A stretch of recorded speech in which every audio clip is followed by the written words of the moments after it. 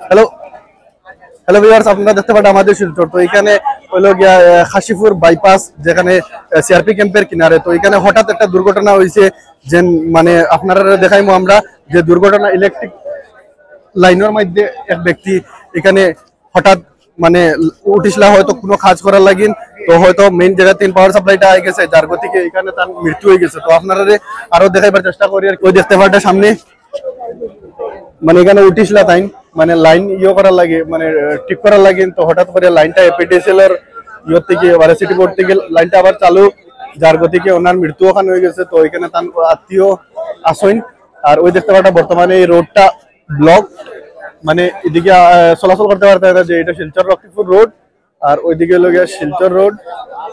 ওই দেখতে পাঠায় তো বিকল্প ব্যবস্থা, যারা এটা সাইতরা লক্ষ্মীপুর বা শিলচর থেকে, তো এই বাগান রাস্তা হইয়া আপনারা যাতায়াত করতে পারবা। এখানে ওনার আত্মীয় তারা আছেন, তো এখানে তারা খান্নাকুটি করটা। তো জানা গেছে যে লাইনম্যান তার বাসাটা বরপেটা, তারা আছেন এখানে, তারা খান্নাকাটি করটা।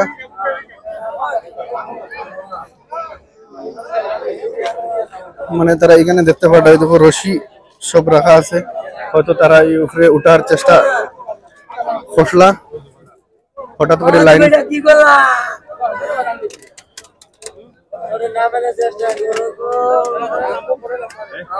খুবই দুঃখজনক ঘটনা, দেখে খুব কষ্ট লাগে।